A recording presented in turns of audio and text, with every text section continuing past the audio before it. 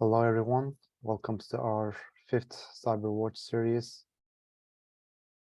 Can we just wait for 5 minutes to start?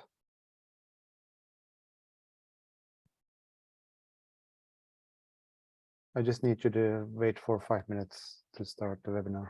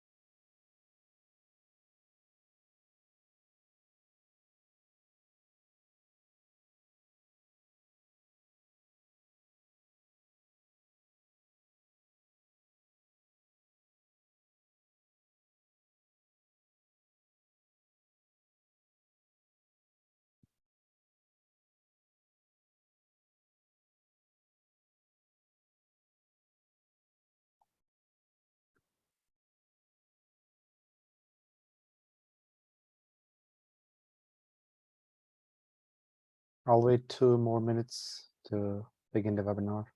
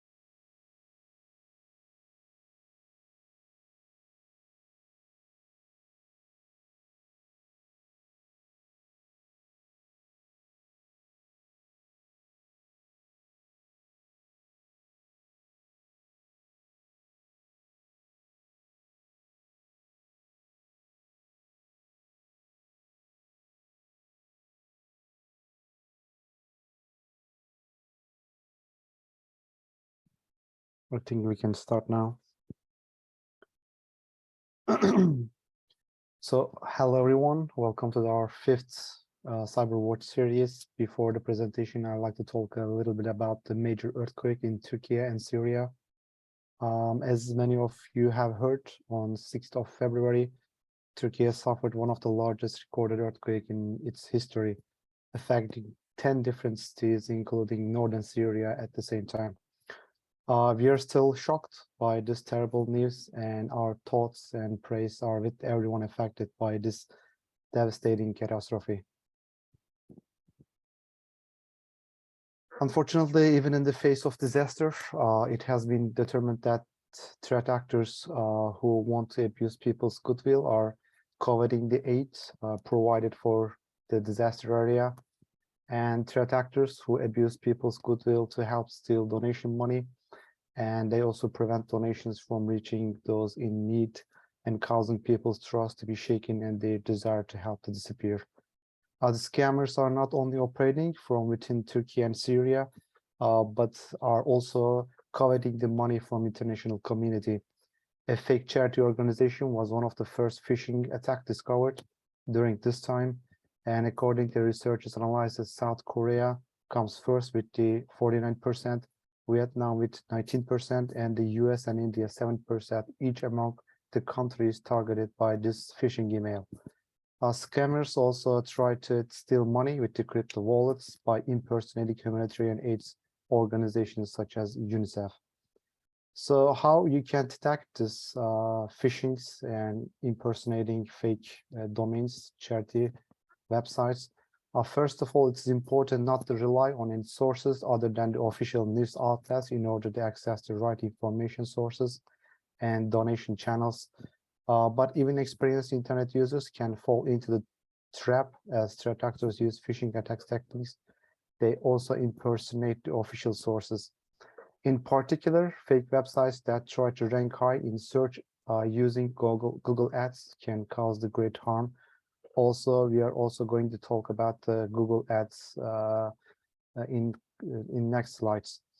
If you want to access the charity through Google searches, you should be careful when clicking on the sites with the paid sponsor ads or ads at the top of the search, because of the popular phishing techniques recently is to use Google Ads feature to rank fake websites. Attention should be paid to the site extensions. Official institutions, they use, as you know, Gov extension, G-O-V, and this extension cannot be used by other organizations. For example, for Turkey, this extension is gov.tr, gov.tr, and while this extension is for Syria, it is gov.sy.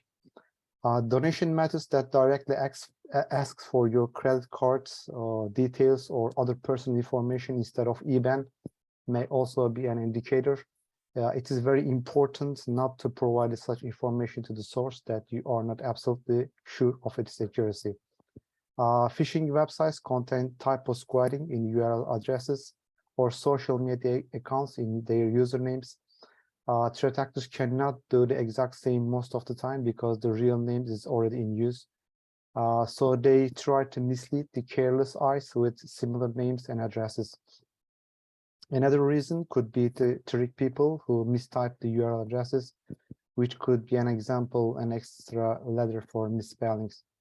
Scam sites can often be designed quickly and lack many of functional features. Is an indicator of this kind of phishing sites. Buttons on the website may not lead to anywhere. They're malfunction most of the time, and the contact information pages are missing or inaccurate. So you can pay attention to the contact pages or the buttons if they are functional or not. Our next topic is ransomware, which is very critical recently, as you know. Based on our research, 2022 was an impactful year in the fight against the ransomware, and ransomware attackers extorted at least $457 million from victims in 2022, down to $766 million the year before. That means the payments are decreased for the ransomware dramatically, which is a piece of good information for the good guys for us. So people, they don't want to pay ransom anymore. That's the main reason the number is decreased. Despite the drop in revenue, the number of unique ransomware strains in operation reportedly exploded in 2022. Over 10,000 unique strains were active in the first half of 2022. The number of active strains has grown significantly in recent years, but the vast majority ransomware revenue goes to the small group of strains at any given time. We do, however, see turnover throughout the year among the top grossing strains. Likewise, ransomware lifespans continue to drop. In 2022, the average ransomware strain remained active for just 70 days, down from the 153 in 2021 and 265 in 2022. As we will explore, this activity is likely related to ransomware attackers' efforts to obfuscate their activity, as many attackers are working with the multiple strains. A couple slides ago, when we are talking about impersonating brands and fake donation websites, the impersonating brands using search engine advertisements is getting very dangerous in couple months. Cyber criminals purchase advertisements that appear within the internet search results using a domain that is similar to the actual business or service.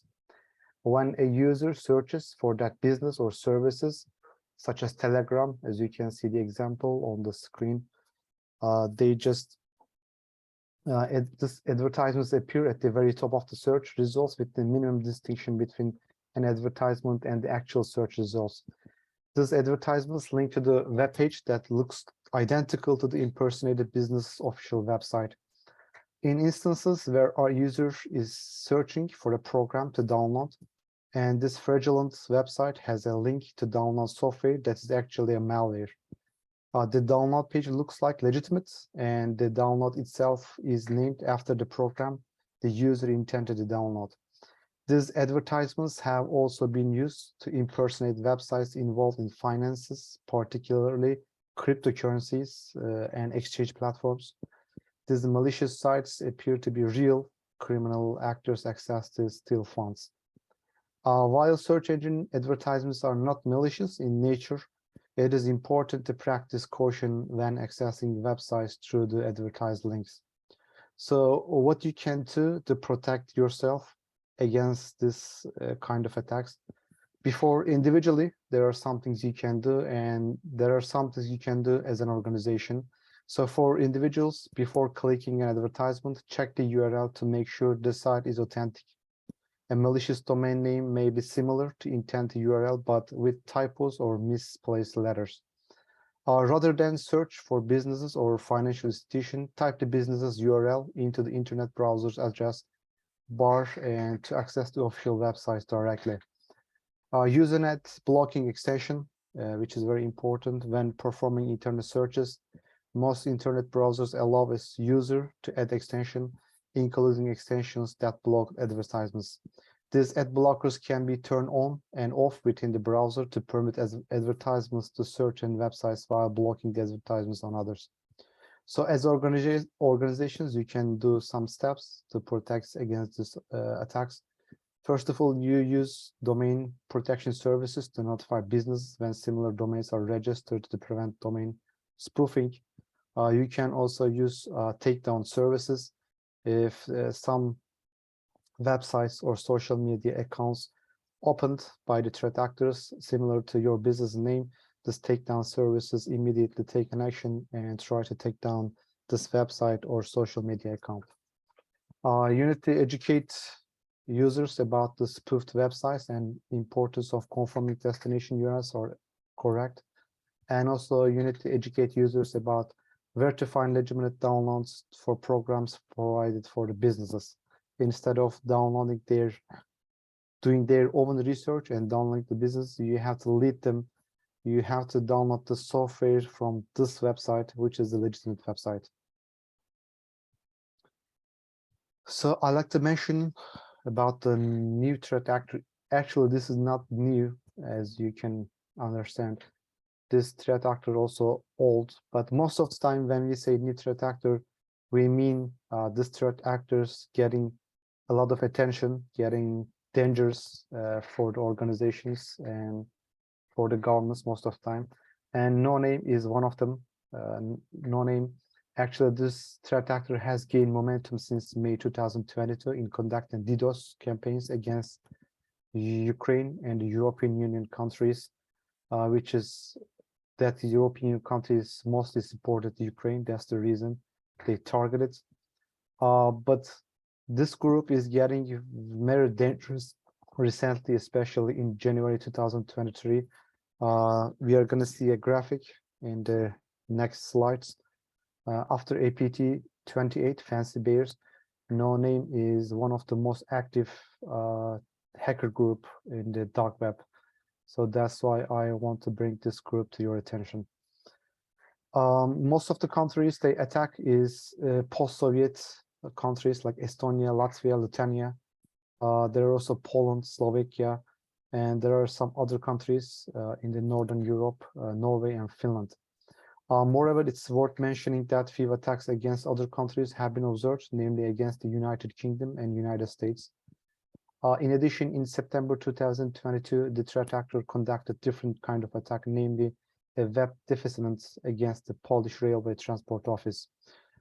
Their objective was a call for protest against the Polish authorities believed to be traitors of Poland and given their support to Ukraine in the conflict with Russia, and considered Ukrainian collaboration with Nazi Germany that took place during the occupation of Poland in World War II. No Name publicized its campaigns in a Russian-speaking group created in March 2022. That's the first time we realized about the No Name. And in a second channel, they founded in August 2022. The first channel was for the Russian speakers, and the second channel they established in August 2022, which is an English channel that's for the non-Russian speakers. And also threat actors created third channel. This is for the members to communicate about the technical aspects related to the DDoS campaigns, and a fourth group. They established a fourth group where it provides instructions how to a custom tool available on GitHub and named DDoSia. Maybe you can search on the Google. That's the DDoSia developed by this group. And the fourth channel created is give instructions how to use DDoSia. They use to conduct the DDoS attacks with this tool. They have some political and ideological reasons to attack the countries we mentioned. And September 2022, a financial reward mechanism has been established by No Name. So that's another reason this group is getting more sophisticated and getting more professional. They establish financial reward programs like other APT groups. And it's also worth mentioning that the threat actor seems to cooperate with the other pro-Russian cyber collectives, such as Killnet, and there's also another Russian group, Zaxnet. Maybe you heard of that. Killnet, of course, much more popular. They also have some connection with the Zaxnet. A close attention should be placed on the cooperation among the several pro-Russia self-declared activist groups that emerged since the beginning of the conflict between Russia and the Ukraine. These groups share either the same ideological grounds that drive their operations as well as the targets of the attacks, and in the same cases in exploit the tools, they use the same tools to attack the countries, mostly for the Western countries. I'm sorry. Those are some statistics about No Name, considering the increasing number of DDoS attacks conducted in the last months, which is in January 2023. This graphics from March 2023 until September 2023. Most of the time, the numbers still growing for 2023 as well. And as you can see on the graphic, based on the collected evidence, the countries mostly targeted Lithuania with the 30%, and Poland with the 29%, Ukraine with the 25%, and Latvia is the 8%.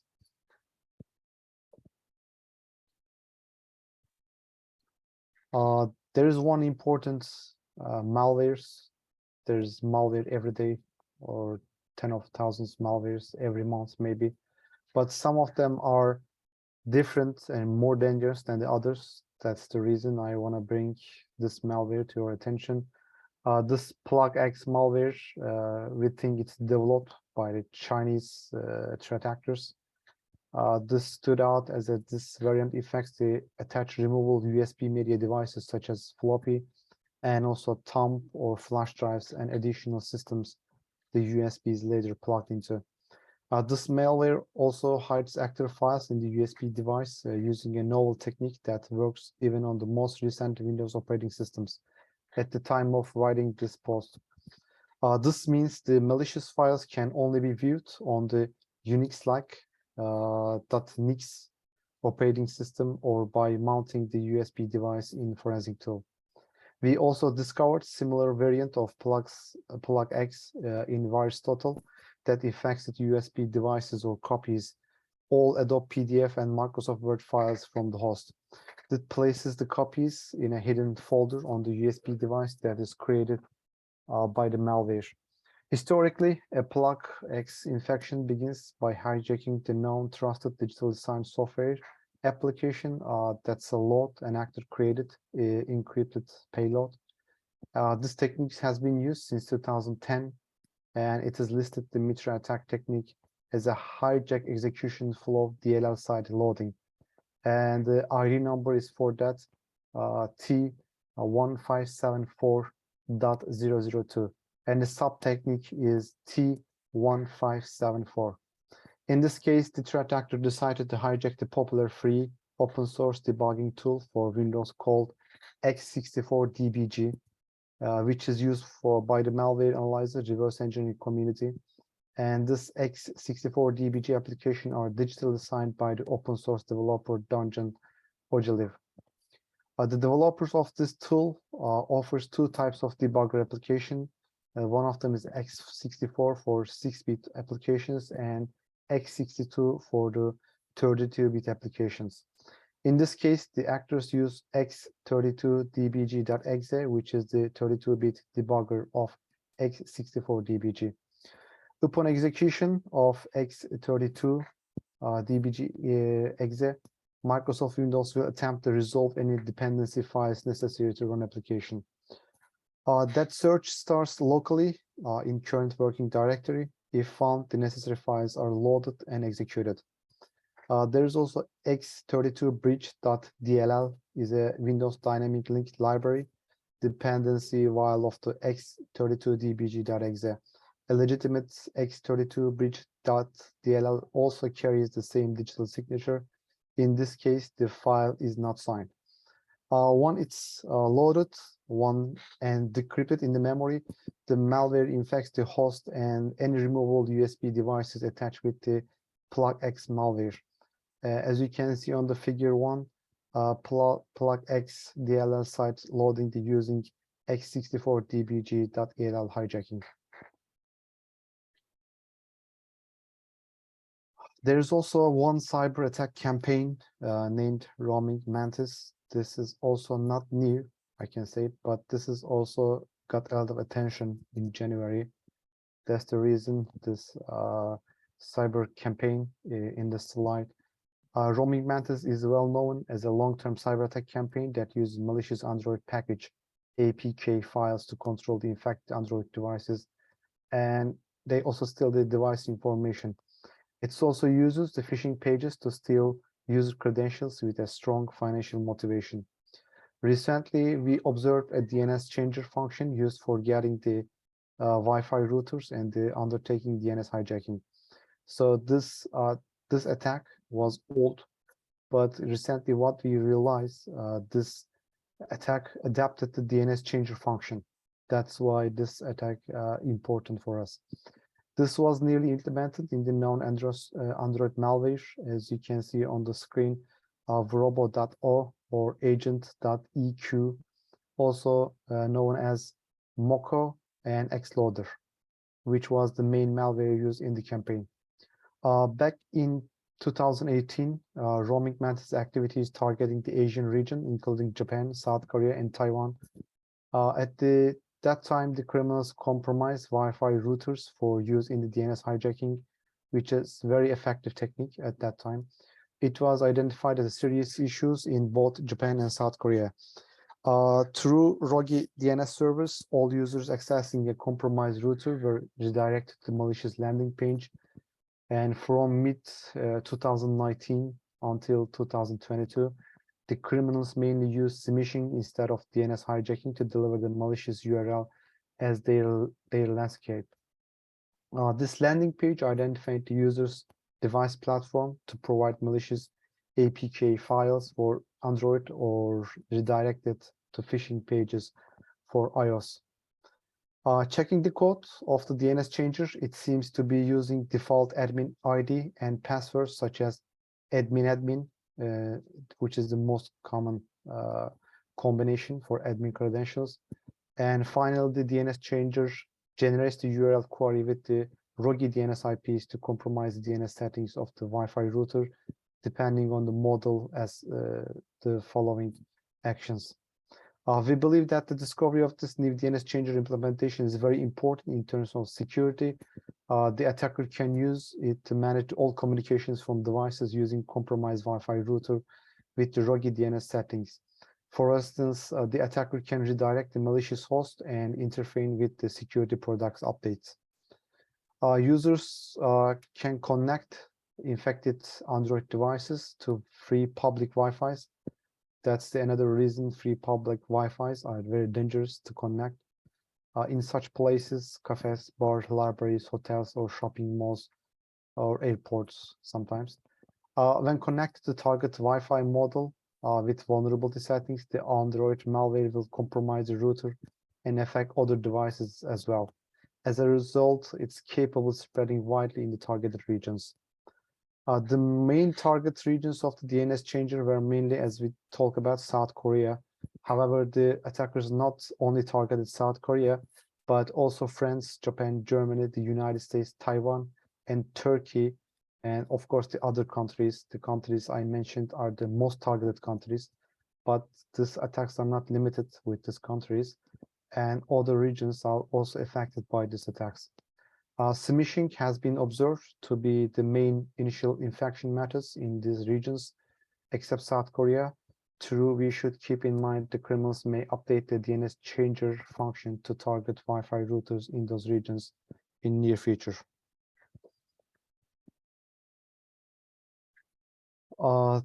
There is one good news. There's one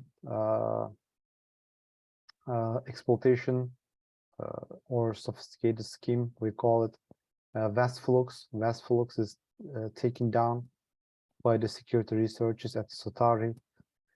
This was the names you can see on the screen is the domain names of command control center for Westflux. But still, this Westflux is important because even if it is taken down by the security researchers, it doesn't mean it is not dangerous anymore. That's we are going to talk about in a little bit. First, let's talk about what is this Westflux and why it's important. Westflux is a very sophisticated scheme and exploiting the restricted in-app environment that run ads, particularly in iOS operating system. More than 1,700 apps and 120 publishers were spoofed in the course of the operation, and reaching the peak of volume of 12 billion ad requires a day in impacting nearly 11 million devices. Threat actors injected JavaScript into the ad creatives they issued, and then slacked a whole bunch of video players on the top of another, getting paid for all these ads when none of them were visible to the person using the device. If you are a typical user, you may think of yourself, ads are ads. It doesn't particularly matter how they got onto my phone or what I'm doing when they arrive. They're just there. But in the world of advertising technology, these are substantial differences in how and where ads are delivered. In general, ads are run within the application, pass less information to verification providers than ads that run on the pages visited within a web browser. That information gap is appealed to fraudsters or scammers. They may target advertising opportunities that run in these more restricted environments within the hope that it will take longer for their scheme and to be spotted and stopped by companies, by the security companies. The actors behind this Westflux operation knew this and targeting not just in the app advertisements, but in the app advertisements in iOS, where the environment is especially strict due to the Apple's latest privacy policy. But in January 2020, researchers from Satori have been successfully dismantled a massive ad fraud campaign they stumbled upon by accident. Westflux takedown didn't happen in one go. In fact, the Satori team carried out multiple operations to take down this scheme, which all occurred between June and July 2023. Before the final pulling the plug, The first resulted in dramatic decrease in Westflux traffic, but the operation adapted quickly. The second mitigation reduced 92% of the billions of requests the campaign sent at peak of its operations. And the third and the final mitigation further blocked Westflux activity. So basically there was 3 operations, and with the third one, they blocked the Westflux activity. So Westflux is down, but it is certainly not the end of the story. We'll be on the lookout for the future adaptations and more clues as the identities of the proprietors. Sophisticated schemes, however, take substantial amount of time to build. That time comes at a cost, and the scheme needs to recoup the cost before discovery and disruption, or the entire endeavor won't be worth it. So how you can detect this sort of campaigns? Users can help in broader fight against the fraud by paying close attention to how their devices behave. So it's important for you to monitor your devices closely and how its behavior. Like if the device battery life decreased significantly in a short period of time, this is one of the clues. Maybe your device is targeted, or the device screen seems to turn on unexpected times and without prompting, like in the middle of the night, or an app suddenly slows down the performance of the device, or data use jumps dramatically from one day to the next, or an app crashes frequently and without warning. Those are some clues you can analyze your device. Your device might be targeted this kind of operations. So if you realize any of the symptoms, you need to contact your security team, or you need to take an action. Maybe you format your cell phone or mobile phone to erase this malicious software from your device. So info stealers are very important as well for us. This is the graphic from 2015, I guess, how this info stealers get more attention during the years. As you know, information stealer is a malicious software designed to steal victims' information, including passwords, and they has become one of the most discussed malware types on the cybercriminal undergrounds in 2022 and also at the beginning of the 2020. This due to info stealers' ability to harvest cookie data, which contains also username and passwords. Their cheapest cost, they're very cheap to collect. That's what makes this kind of info stealers more popular in the dark web. And also their availability as a malware as a service offering, which allows actors with few resources or little technical knowledge to deploy the malware and access the other networks. While more organizations worldwide are implementing multi-factor authentication, we always talk about the importance of the malware multi-factor authentication. At an increased rate of the protect against the theft or user credentials. This protection, however, multi-factor authentication is providing multi-factor authentication is not just enough to protect your organization or yourself against info stealers. Threat actors successfully combine the stolen credentials and social engineering to carry out the high-profile breaches. The success of those breaches only further increase the demand of info stealers on the dark web. And also, in addition, the volume of the victim data included in logs for sale on underground marketplaces rose between June and October of 2022. The popular spike in info stealers also drove underground actors to advertise on the dark web a variety of new info stealer malware variants. In 2022, you may heard of the multi-factor authentication fatigue attacks, and the high-profile breaches of several large organizations illustrated the ease of which threat actors can breach network defenses using stolen employee credentials and leveraging multi-factor authentication fatigue attacks.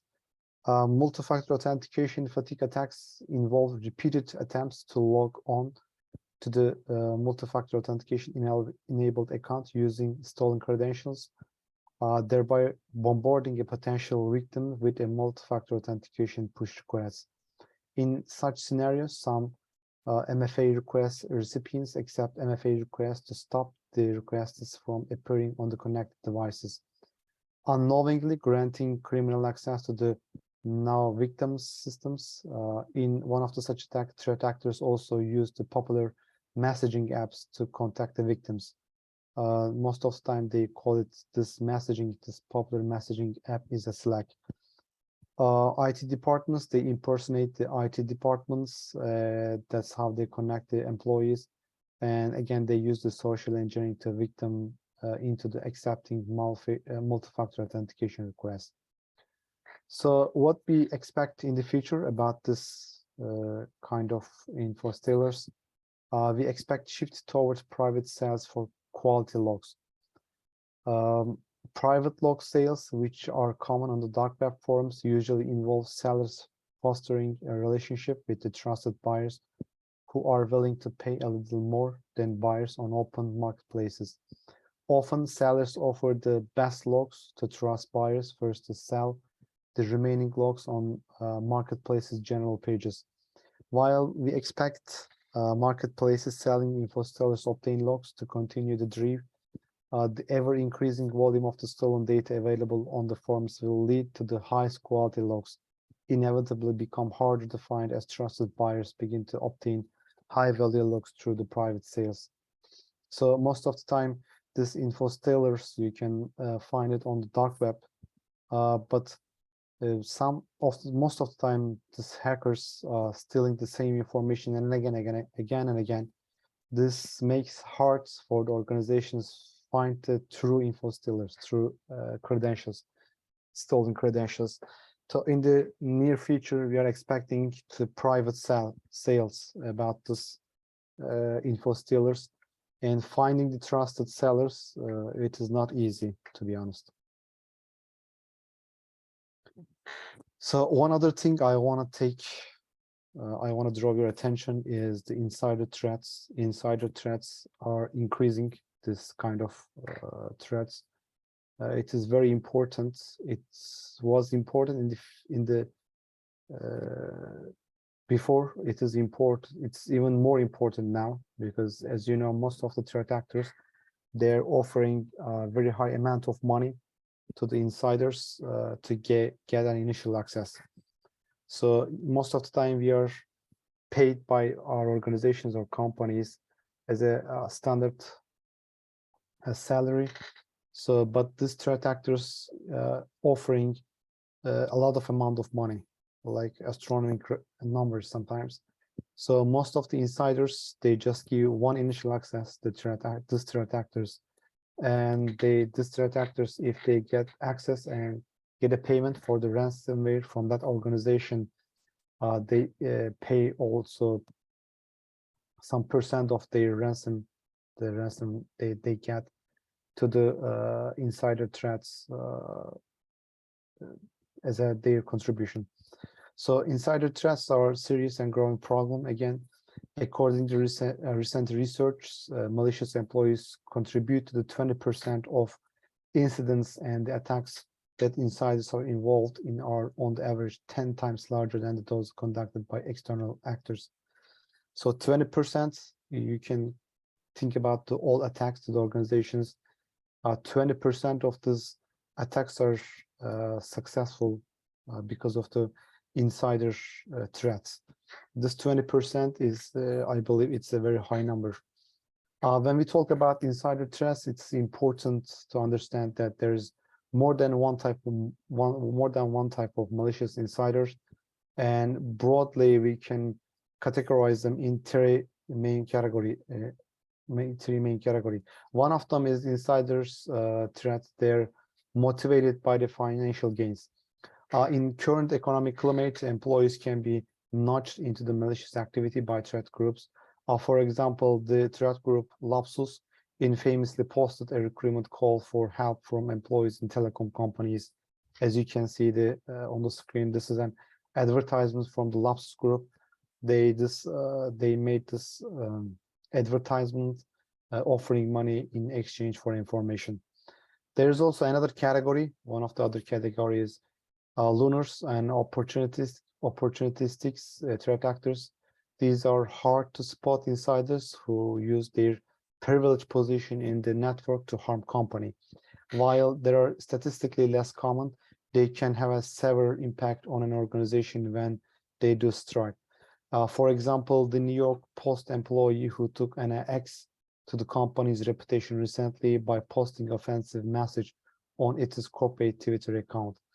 Dark web analysis can help to spot these malicious actors if and when they publish an inquiry or ask for help on specific issues they face when navigating around the corporate environment. They can also be spotted offering to sell insider information on the dark web. So most of the time we are monitoring the dark web, finding this kind of people. As I mentioned, they also make some posts about, they say, I have initial access. If any threat actor wants to buy this initial access, if they pay me, I'm ready to give this initial access. So monitoring dark web 7/24 is critically important to spot this kind of insider threats. There's also third category, which contains innocent insiders. These can also unwittingly harm the company by being involved in threat activity without their consent or knowledge. According to the research, employees are more than twice as likely to make an error and click malicious links rather than to maliciously misuse their access. So for this kind of attacks, as you know, spear phishing attacks are very popular to get the people who don't pay a lot of attention to the security. So these people, we call it innocent insiders. Companies threat modeling for malicious insider need to identify where their infrastructure is the most insecure and what they have that are the highest value and which tactics are most regularly used by threat actors. It is very important to make this analysis. Where is your weakest spot? What is the value of the data of information you want to protect? And what is the tactics, most common tactics used by threat actors? When you analyze this or monitor these things, it is going to be easier for you to develop strategies against this kind of attacks. I can say insider threat attacks are increasing dramatically, and in the near future, it's going to be most of the dangerous activity for the organizations in security part. So we all have to be very careful about the insider threats. The most popular method used to gain access to company's environment is obtaining and utilizing leaked credentials. But apart from basic password and username sales, businesses also need to look out for cookie session leaks for apps such as Slack and Teams, which threat actors can use to socially engineer their way into the company and abuse the trust on a fly.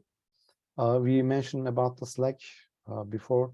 Most of the time, these threat actors try to leak to companies' Slack or team accounts, and they send messages to employees that they impersonate. They are like from the security department or IT department, and most of the time they say your account is breached. We need to reset your password. Please let us know your current password, and we are going to reset it.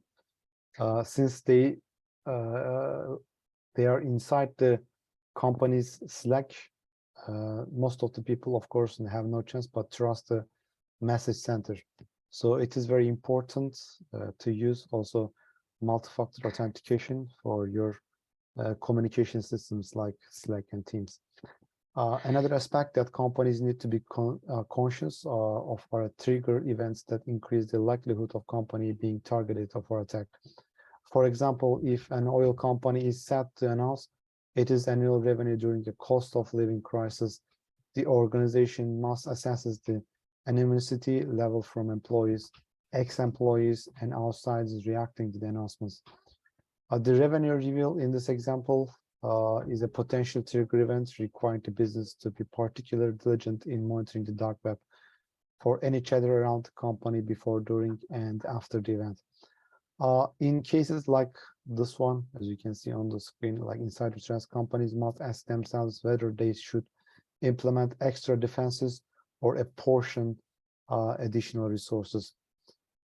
This kind of attacks, as I said, very critical. Connections between a company device and the Tor network are a very reliable data point for discovering an insider threat. So when you monitor your company's network, please pay attention if there is a device, company device, and the Tor network are connected. This can be one of the red flag for you to spot the insider threat.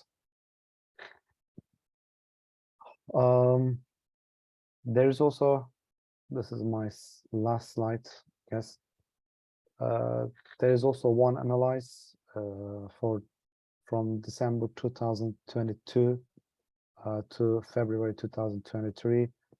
We analyzed the APT groups, top APT groups. As you can see on the screen, APT 28 is the most active group in the dark web during this period. As you know, APT 28, also known as Fancy Bear, Pound Store, they have also named Sophacy Group or Satnit, Zarteam, and they also named Strontium by the Microsoft. The group promotes the political interest of the Russian government and is known for the hacking Democratic National Committee emails to attempt to influence the outcome of the United States 2016 presidential elections. Fancy Bear employs advanced methods consist with the capabilities of state actors. They use spear phishing emails, malware drop websites disguised as a news source, and zero-day vulnerabilities. One cybersecurity research group noted that their use of 6 different zero-day exploits in 2015, a technical feat that would require a large number of programs seeking out previously unknown vulnerabilities in the top-of-the-line commercial software. When we take a look at their advanced technology and sophisticated attacks, we can easily say that Fancy Bear is a state-run program and not a gang or a lone hacker. They are not ordinary hacker group. One of the Fancy Bear's preferred targets is web-based email services. A typical compromise will consist of web-based email users receiving an email urgently requesting that they change their password to avoid being hacked. The email will contain a link to spoof website that is designed to mimic a real webmail interface. Users will attempt to log in and their credentials will be stolen. The URL is often obscured as a shortened bit.la URL link in order to get past spam filters. Fancy Bear sends these phishing emails primarily on the Monday and Fridays, which is business days. They also send emails purportedly containing links to news items, but instead linking to the malware drop sites, they install toolkits onto the target's computer. Fancy Bear also registers domains that resemble legitimate websites, then create a spoof of the site to steal credentials from the victim. Fancy Bear also has been known to relay its command traffic through proxy network of victims that has previously compromised. The second important group is the no-name. I cannot maybe say no-name is a APT yet, because based on the literature, I'm not sure no-name is named as APT. But when we take a look at the hacker groups and the period I mentioned from December to February, no-name is the most active second hacker group. We already mentioned the no-name. That's why another reason today I brought the no-name as a slide in this presentation to show you no-name is their attack and sophistication and the professionalism is getting increased. They are getting a lot of attention. I believe very soon, I'm sorry, they're gonna reward it as a PT group. I think we have to be careful about the no names actions and activities as well. So that's all from me today for the last month. Thank you very much for your attention and joining me today. Take care of yourself. Stay safe.